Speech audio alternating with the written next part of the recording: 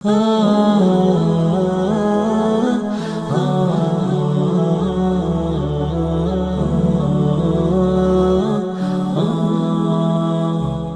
Al-Quran Allah berfirman, wa inna yawman 'inda rabbika ka'alfi sanatin mimma ta'udun. Satu hari di sisi Rabbmu pada hari kebangkitan, hari pada mahsyar, ka'alfi sanatin mimma ta'udun, seperti 1000 tahun menurut perhitungan kalian. Jadi hari yang sangat panjang, hari yang sangat besar, yang dimana Allah Subhanahu wa taala mendekatkan matahari qadramil, sejauh 1 mil. 1 mil itu berapa kilo, Pak? Kurang lebih 1,7 kilo. 1,7, 1,8 kilo. Jadi matahari yang sekarang kita rasakan jutaan kilometer, panasnya masih bisa kita rasakan menjemur pakaian siang hari. Bagaimana apabila matahari tersebut didekatkan di atas kepala manusia hanya sejarak 1,8 kilometer. Makanya kata Nabi SAW, manusia pada hari tersebut tidak memikirkan kecuali dirinya sendiri. Di antara manusia, kata Nabi, ada yang air keringatnya sampai ke mata kakinya. Di antara manusia ada yang air keringatnya sampai lututnya. Bahkan ada manusia yang tenggelam karena air keringatnya, karena saking panasnya. Nasallallahu alaihi wasallam. Jadi hari pembalasan adalah hari yang sangat besar. Makanya Allah Subhanahu wa taala menyandarkan namanya Malik. Allah Subhanahu wa taala sandarkan ke Yaumiddin, hari pembalasan. Kemudian ketika Allah Subhanahu wa taala menguasai hari pembalasan, bukan berarti Allah tidak menguasai hari-hari yang lain. Ketika Allah menguasai dan memiliki hari pembalasan, maka hari-hari yang lain yang derajatnya di bawah hari pembalasan lebih berhak Allah miliki dan Allah Subhanahu wa taala kuasai. Nah, karena tadi kita katakan satu hari pada hari pembalasan seperti 1000 tahun menurut perhitungan kita. Yaumut tawil, hari yang sangat panjang dan besar di sisi Allah Subhanahu wa taala. Nah, kemudian ad-din, kata ad-din di dalam bahasa Arab artinya al-hisab wal jaza. Jadi Allah Subhanahu wa taala Rabb yang memiliki dan menguasai hari hisab dan hari pembalasan manusia.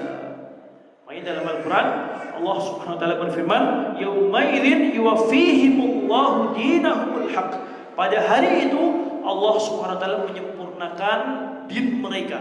Din di sini maksudnya balasan bagi mereka. Jadi Yaumiddin artinya hari al-hisab dan hari pembalasan manusia pada hari kiamat. Nah, kemudian firman Allah Subhanahu wa taala berikutnya, "Iyyaka na'budu wa iyyaka nasta'in." Hanya kepadamu lah kami beribadah dan hanya kepadamu lah kami meminta pertolongan.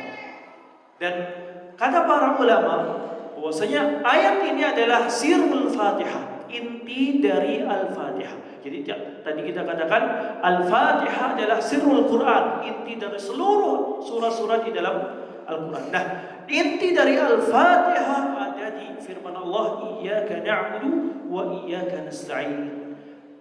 Nah, para ulama mengatakan kenapa Allah Subhanahu wa taala mendahulukan ibadah kemudian baru disebutkan isti'anah atau meminta pertolongan. Allah tidak berfirman nasta'inu bika wa na'buduka. Hanya kepadamu lah kami meminta pertolongan dan hanya kepadamu lah kami beribadah. Tapi ibadah dulu baru meminta pertolongan. Kata mereka bahwasanya ibadah ini adalah tujuan akhir seorang muslim. Tujuan akhir seorang muslim. Adapun meminta pertolongan ini adalah sebagai wasilah perantara kita menuju tujuan akhir tersebut. Jadi seakan-akan ketika kita berdoa, iyyaka na'budu wa iyyaka nasta'in, kita meminta kepada Allah pertolongan agar Allah menolong kita untuk bisa beribadah kepada Allah Subhanahu wa taala. Makanya tujuan inti dari penciptaan kita di dunia ini adalah tidak lain dan tidak bukan untuk al-ibadah. Wa ma khalaqtul jinna wal insa illa liya'budun. Tidaklah kami ciptakan jin dan manusia kecuali agar mereka beribadah kepada Aku, kata Allah Subhanahu wa taala. Apa itu al-ibadah Bapak Ibu sekalian? Al-ibadah adalah kata para ulama setiap sesuatu yang dicintai dan diridhai oleh Allah Subhanahu wa taala, baik berupa ucapan maupun amalan anggota badan.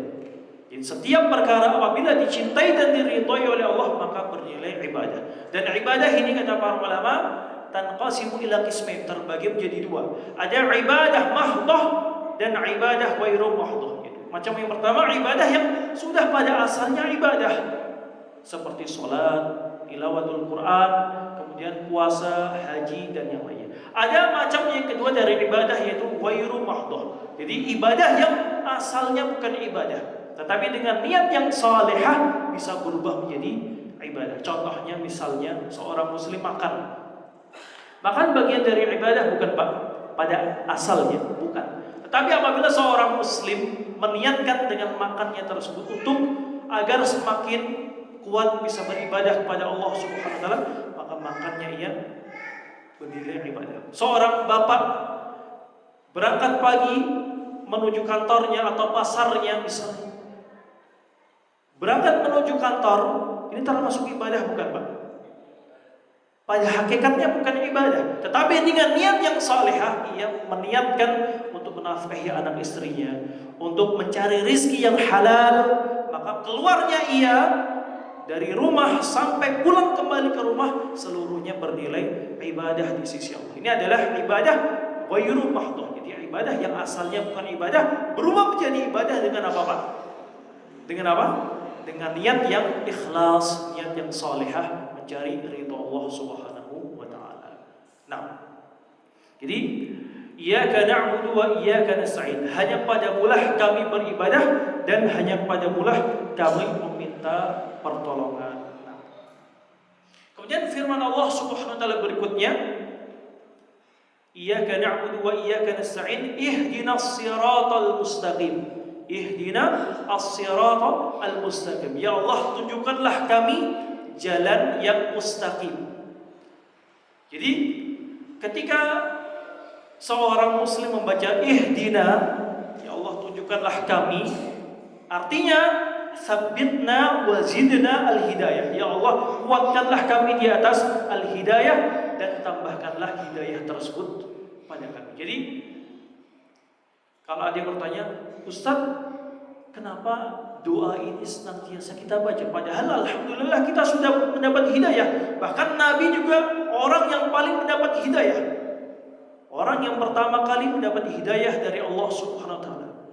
Tetapi kenapa Nabi terus membaca ihdinas siratal mustaqim, ihdinas siratal mustaqim? Karena pada hakikatnya ketika orang yang sudah mendapat hidayah, ketika ia membaca ini artinya ya Allah kuatkanlah kami di atas hidayah ini dan tambahkanlah hidayah tersebut kepada kami.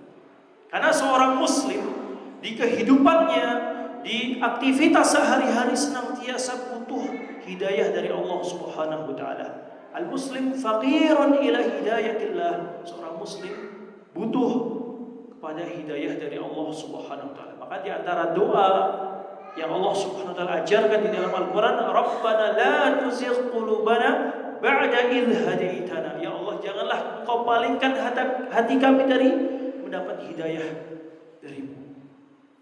Ini menunjukkan bahwasanya seorang muslim tetap butuh hidayah walaupun dia sudah muslim dan sudah istiqomah di atas al-Islam. Nah, ihdinas siratal mustaqim. Ya Allah, tunjukkanlah kepada kami as-sirat al-mustaqim. Nah, as-sirat, Bapak Ibu sekalian, kata as-sirat di dalam bahasa Arab artinya seperti at-tariq. Jadi bahasa Arab at-tariq artinya apa Pak? Jalan. Kalau as-sirat artinya juga jalan. Tetapi ada perbedaan. Tidak semua tariq dikatakan sirat, tetapi setiap sirat pasti tariq. Seperti misalnya muslim dan mukmin. Setiap mukmin pasti sudah muslim, tetapi tidak setiap muslim pasti mukmin. Ada muslim tapi fasik, muslim tetapi pelaku dosa besar. Nah, seperti ini as-sirat dan at-tariq. Nah, kapan jalan tersebut dianggap sebagai as-sirat? Kata para ulama, suatu jalan dikatakan as-sirat di dalam bahasa Arab apabila memenuhi 4 atau 5 syarat. Yang pertama, jalan tersebut haruslah jalan yang wadih, jalan yang jelas. Kemudian jalan tersebut haruslah jalan yang musilun lil maksud, yang menghantarkan kita ke tujuan kita. Apabila ada jalan muter-muter tidak menghantarkan ke tujuan kita, maka jalan tersebut di dalam bahasa Arab tidak dikatakan as-sirat. Kemudian yang ketiga, jalan tersebut adalah jalan wasi', jalan yang luas. Apabila ada jalan menghantarkan kita ke tujuan kita betul, tetapi jalan tersebut sempit, berdempetan dengan orang lain, maka di dalam bahasa Arab tidak dikatakan sebagai as-sirat, tetapi hanya apa? Thariq. Kemudian syarat yang keempat atau kelima, jalan tersebut haruslah jalan yang aqrabu thariqin ilal maqsud, jalan yang paling dekat ke tujuan kita. Apabila ada jalan, betul jalan tersebut menghantarkan ke tujuan kita, tetapi butuh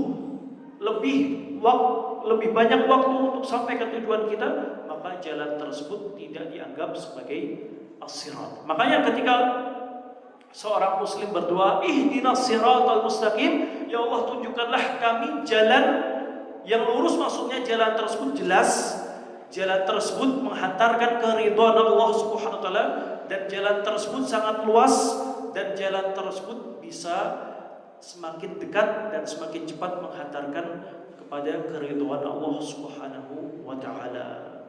Nah, kemudian apa yang dimaksud dengan as-sirat al-mustaqim?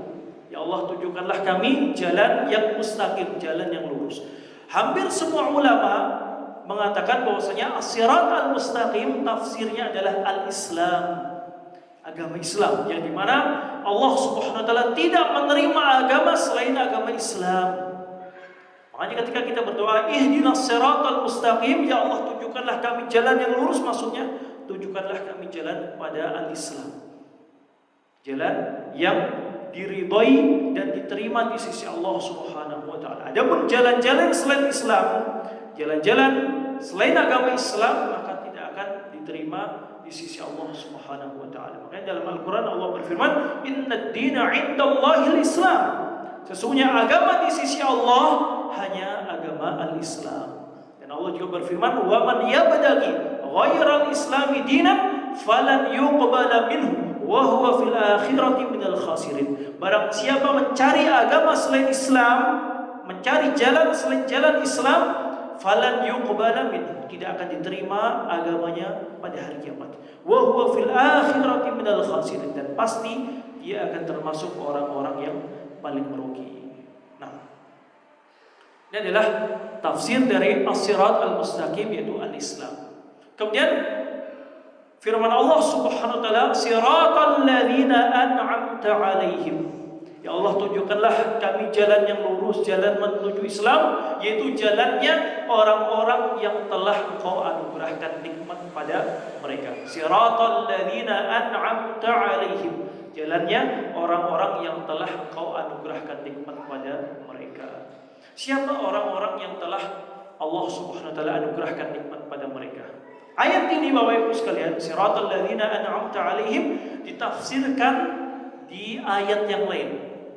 Di surat An-Nisa Allah berfirman, "Wa man yuti'illaha war rasul fa ulaika ma'al ladzina an'ama Allahu 'alaihim minan nabiyyin was siddiqin wasyuhada'i was shalihin wa hasuna ulaika rafiqa." Barang siapa yang mentaati Allah dan Rasulnya, maka mereka akan bersama orang-orang yang telah Allah anugerahkan nikmat pada mereka dari kalangan para nabi, kalangan orang-orang salihin, dan kalangan orang-orang yang siddiqin, berpegang teguh pada kejujuran, dan kalangan orang-orang yang mati syahid. Wa hasuna ulaika rafiqa, dan merekalah sebaik-baik teman berkumpul di hari akhirat. Jadi orang-orang yang telah Allah anugerahkan nikmat pada mereka adalah golongan para nabi dan rasul, dan orang-orang saleh yang mengikuti para nabi dan rasul. Ini adalah cara mentafsirkan Al-Quran. Karena Bapak Ibu sekalian, ketika kita ingin mentafsirkan Al-Quran, maka para ulama mengatakan ada marja atau tempat kita berpegang teguh apabila kita ingin mengambil tafsir Al-Quran. Nah, di antara tempat-tempat untuk kita jadikan rujukan